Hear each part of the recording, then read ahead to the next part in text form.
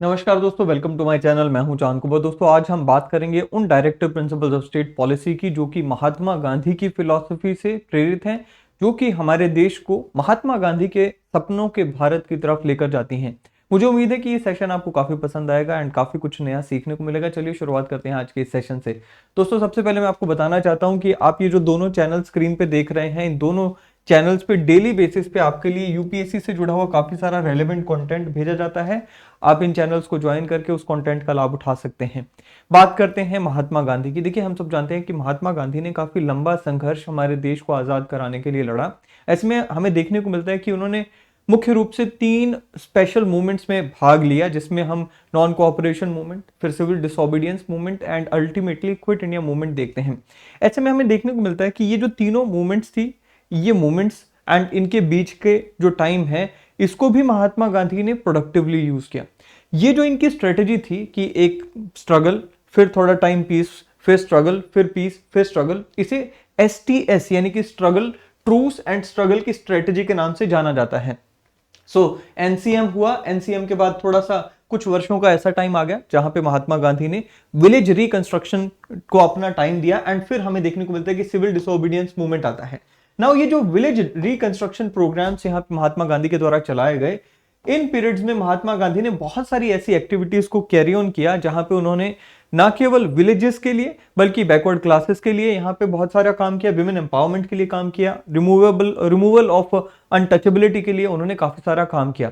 यही वो आइडियाज थे जो कि अल्टीमेटली हमने डायरेक्टिव प्रिंसिपल्स में भी अपने कॉन्स्टिट्यूशन में उनको हमने जगह दी एंड जो कि आज हम देखने वाले हैं। चलिए शुरुआत करते हैं सबसे पहले कुछ आइडियाज की जो कि महात्मा गांधी से प्रेरित आइडियाज हैं। आर्टिकल 40 की हम बात करते हैं, which talks about organisation of village panchayat. क्या कहता है? The state shall take steps to organise village panchayat and endow them with such powers and authority as may be necessary to enable them to function as a unit of self government। क्या कहा गया कि सबसे पहले तो state की यह जिम्मेवारी है कि स्टेट ऑर्गेनाइज करेगी किस चीज को? सेल्फ विलेज पंचायत को। हम सब जानते हैं कि जब हमारा देश आजाद हुआ था तब केवल 2 टियर्स ऑफ एडमिनिस्ट्रेशन थे, गवर्नेंस से। पहला था सेंटर, दूसरा था स्टेट। लोकल गवर्नमेंट की ज्यादा यहाँ पे बातचीत नहीं थी। लेट 1950s में सबसे पहले पंचायत की इंट्रोडक्शन करने की कोशिश की गई। उसके बाद बहुत सारी कमिटीज आती हैं एंड अल्टीमेटली हमें देखने को मिलता है कि 73rd and 74th amendment act आते हैं जिनके द्वारा लोकल बॉडीज को लाया गया। बट यहां पर ये जो लोकल बॉडीज को लाया गया, कॉन्स्टिट्यूशनल अमेंडमेंट भी की गई, उसकी नींव जो है वो आर्टिकल 40 में हमें देखने को मिलती है। और यहां पे कहा गया कि भाई सबसे पहले तो पंचायतों को बनाने की प्रक्रिया की जाएगी एंड दूसरा सिर्फ बनाना नहीं है, बनाने के साथ साथ उन्हें इस तरह से पावर एंड अथॉरिटी भी देनी है जो कि उन्हें इनेबल करे to be the units of self government. So basically उनको इंपॉर्टेंट पावर्स भी देनी है ताकि वो सेल्फ गवर्नमेंट के मॉडल्स बनकर निकल सके। तो आर्टिकल 40 हमें यहां पर देखने को मिलता है। अब महात्मा गांधी का यह मानना था कि हर जो विलेज पंचायत है वो सेल्फ रिपब्लिक होनी चाहिए, विलेज रिपब्लिक होनी चाहिए। He was a great believer of decentralisation of power. उन्हें लगता था कि जो मॉडल ऑफ विलेज है वो सेंटर ऑफ पावर होने चाहिए, राइट? सो वो उनका ऐसा मानना था। तो उन्होंने लिखा भी that democracy becomes an impossible thing until the power is shared by all, but let not democracy degenerate into mobocracy. So he tries to create a balance here. आप एक तरफ तो देखते हैं कि भाई बैलेंस कैसे बना रहे हैं, कहते हैं जी पावर सबके साथ शेयर होनी चाहिए, लेकिन पावर सबके साथ शेयर होने का मतलब ये नहीं है कि आप मोबोक्रेसी पे उतर आए। पावर इस तरीके से शेयर होनी चाहिए कि इंस्टीट्यूशनल फॉर्म में पावर शेयर होना जरूरी है। आर्टिकल 43 क्या कहता है? कहते जी the state shall endeavour to promote cottage industries on an individual और cooperative basis in rural area. So cottage industries की यहां पे बात की गई है। कॉटेज इंडस्ट्रीज का मतलब क्या है? हम सब जानते हैं कि कॉटेज इंडस्ट्री एक ऐसी इंडस्ट्री होती है which is labour intensive industry, जहां पर एक फैमिली यूनिट जो है वो मिलकर एक प्रोडक्ट को बनाती है। तो इनिशियली हमें देखने को भी मिलता है कि हम अगर एंशिएंट इंडिया की बात करें, मिडिवल इंडिया की बात करें, प्रोडक्शन इसी मॉडल पर होती थी जहां पर फैमिलीज जो हैं वो प्रोडक्ट्स को बनाया करती थी। धीरे धीरे हमें देखने को मिलता है कि अर्बनाइजेशन होता है, इंडस्ट्रियल रिवोल्यूशन आती है, तो कॉटेज इंडस्ट्री जो वो एक तरह से खत्म हो जाती है सॉरी, तो कॉटेज इंडस्ट्री एक तरह से खत्म हो जाती है, बट इसे प्रमोट करने की बात की गई है। अगेन इसका जो मेन पर्पस है वो वही है कि जो विलेजेस हैं, विलेजेस इंडिपेंडेंट यूनिट्स बने, अपने आप में सेल्फ रिलायंट बने, सेल्फ डिपेंडेंट बने, एंड विलेजेस की जो फैमिलीज हैं उन्हें बाहर ना जाना पड़े, उन्हें घर में ही एम्प्लॉयमेंट मिले, घर पे ही वो अपनी प्रोडक्शन करें। तो वो यहां पर हमें देखने को मिलता है। कहते जी it's generally a small and often informally organised industry. तो ये यहां पर महात्मा गांधी बनाने के लिए कहते थे। तो यहां पर जैसे मैंने आपको बताया कि he had firm belief in labour intensive industry, जो कि आज की डेट में आप कह सकते हैं कि कुछ हद तक यहां पर थोड़ी सी सिचुएशन ऐसी हो गई है कि लेबर इंटेंसिव की जगह टेक्नोलॉजिकल इंटेंसिव इंडस्ट्रीज ज्यादा आती जा रही हैं, जिसकी वजह से अनएम्प्लॉयमेंट की प्रॉब्लम भी हमें देखने को मिलती है। इनका जो आइडिया था वो स्वदेशी को प्रमोट करने का था, सेल्फ रिलायंस को प्रमोट करने का था। इसीलिए हमें देखने को मिलता है कि महात्मा गांधी ने खादी के ऊपर बहुत जोर दिया। Khadi is not a product in itself, khadi एक सिंबल भी है, एंड उसके लिए महात्मा गांधी ने लिखा भी कि भाई खादी को आप सिर्फ प्रोडक्ट के रूप में मत दो, खादी को आप एक इंप्लीकेशंस को देखो खादी से जुड़ी हुई। कहते जी खादी जो है वो स्वदेशी का प्रतीक है, खादी जो है determination to find all necessities of life in India है। तो जब हम खादी की बात करते हैं, हम सिर्फ और सिर्फ एक प्रोडक्ट की बात नहीं कर रहे हैं, हम स्वदेशी को प्रमोट करने की बात कर रहे हैं, हम उस सिचुएशन तक पहुंचने की बात कर रहे हैं जहां पर हम सारी जो हमारी नेसेसिटीज हैं, हमारी जरूरतें हैं, वो भारत में पूरी करने की बात कर रहे हैं। कहता जी that to through labour and intellect of the villagers, and वो भी कैसे, कहता है जी विलेजर्स की लेबर के थ्रू, विलेजर्स की इंटेलिजेंस के थ्रू। कहते जी in order to promote cottage industries, हमें देखने को मिलता है कि भारत में कई सारे कदम उठाए गए हैं, जैसे कि विलेज इंडस्ट्रीज बोर्ड है, khadi and village industries commission है, ऑल इंडिया हैंडीक्राफ्ट बोर्ड है, सिल्क बोर्ड है, ये सारी चीजें बनाई गई हैं भारत में। 46 की बात करते हैं, promotion of educational and economic interest of schedule caste, schedule tribes and other weaker sections, हमें देखने को मिलता है कि गांधी जी ने कॉन्सेप्ट दिया अंत्योदय का। अन टू द लास्ट का जो कॉन्सेप्ट है उनका, अंत्योदय का जो कॉन्सेप्ट है, वो कहते हैं कि जो सीढ़ी के आखिरी पड़ाव पर खड़ा व्यक्ति है, जब तक वो डेवलप नहीं हो जाता, उसकी डेवलपमेंट या उसकी ग्रोथ नहीं हो जाती, हम ये नहीं मान सकते कि हमारा देश ग्रो हो रहा है। इसीलिए उन्होंने क्या कहा कि scheduled caste, scheduled tribes and other weaker sections की एजुकेशन एंड इकोनॉमिक इंटरेस्ट को प्रमोट करना होगा सरकार को। तो उन्होंने क्या लिखा, हमें 46 में क्या देखने को मिलता है, कहते जी the state shall promote the with special care the educational and economic interest of weaker sections of people and in particular of scheduled caste, scheduled tribes, and shall protect them from social injustice and all forms of exploitation।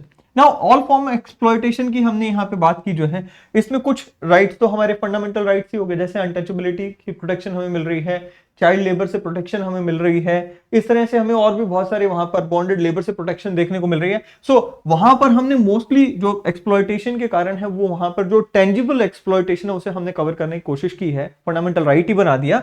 But then there are some other forms of exploitation, like आपने अपने जो products market में बेचे, आपको उसका fair wage या fair return remuneration ना मिलना, वो भी एक काइंड ऑफ एक्सप्लॉयटेशन है। सो हर तरह की एक्सप्लॉयटेशन जो वीकर सेक्शन की है उसे रोकने की यहाँ पे बात की जा रही है, सोशल इनजस्टिस को यहाँ पर दूर करने की बात की जा रही है।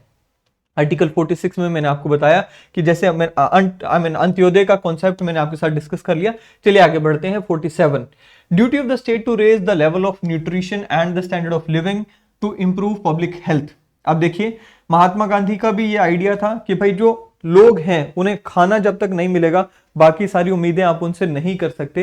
एंड वही चीज यहां पर हमें देखने को मिलती है कि प्राइमरी जो प्रिएम्प्टिव हेल्थ है उसके ऊपर भी हमें ध्यान देना है, एंड अदर हेल्थ फैसिलिटीज जो है, क्यूरेटिव हेल्थ फैसिलिटीज जो है, उसके ऊपर भी हमें ध्यान देना है।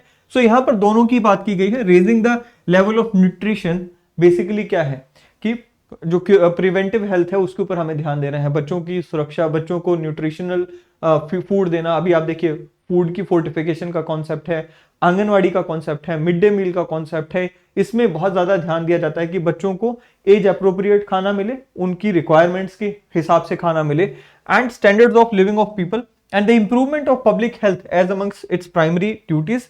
In particularly, the state shall endeavor to bring about prohibition of the consumption except for medicinal purposes of intoxicating drinks and the drugs which are injurious to health। So again ये भी हमें देखने को मिलता है कि कई सारी स्टेट्स हैं, जैसे गुजरात हो गया और बिहार हो गया, जहां पर अभी liquor consumption is prohibited, but ये यहाँ पर 47 में हमें देखने को मिलता है कि ये उसको जो 47 में दिया गया प्रिंसिपल है उसे इंप्लीमेंट करने की कोशिश की जा रही है स्टेट्स के द्वारा। आखिरी जो हमें आज प्रिंसिपल डिस्कस करना है दैट इज 48। आर्टिकल 48 में क्या कहा गया है? Organisation of agriculture and animal husbandry. इसमें कहा गया that the state shall endeavour to organise agricultural and animal husbandry on the modern and scientific lines and shall in particularly take steps for preserving and improving the breeds, prohibiting the slaughter of cows and calves and other milch and draught cattle। so basically हमें समझना होगा, यहां पर दो तीन चीजों को समझने की जरूरत है।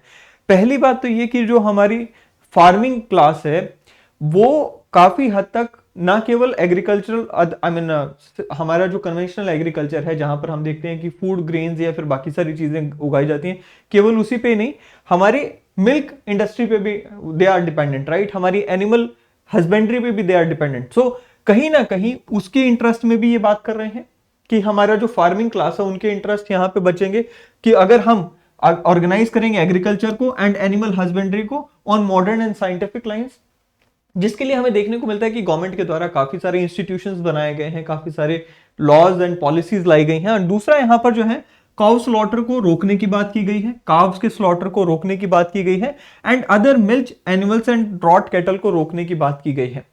यहां पर एक चीज को समझकर चलती है, जो ऐसे जानवर होते हैं जो हमें मिल्क प्रोवाइड करते हैं उन्हें आप स्लॉटर नहीं करने के लिए बोल रहे हैं, काउ को स्लॉटर नहीं करने के लिए बोल रहे हैं। खास करके हमारी जो इंडिजिनस ब्रीड्स हैं उनके स्लॉटर को रोकने की बात कर रहे हैं because of the properties of the milk of those cattle, right? And दूसरा ड्रॉट एनिमल्स। ड्रॉट एनिमल्स एक समय ऐसा रहा जहां पर हमें देखने को मिलता है, क्योंकि उस समय ट्रैक्टर्स वगैरह की टेक्नोलॉजी इतनी खास नहीं थी, तो ये जो एनिमल्स हैं ये एग्रीकल्चर में हमारी मदद करते थे, एग्रीकल्चर को प्रमोट करने में हमारी मदद थे, खास करके खेती करने के लिए जो हल जो जोतने की जो हमारी प्रक्रिया रहती है उसमें काफी हेल्प करते थे। सो इसलिए इसको यहाँ पर उन्होंने ड्रॉट को, एनिमल को बचाने की उन्होंने अपील की थी एंड वही हमें आर्टिकल 40 में देखने को मिलता है।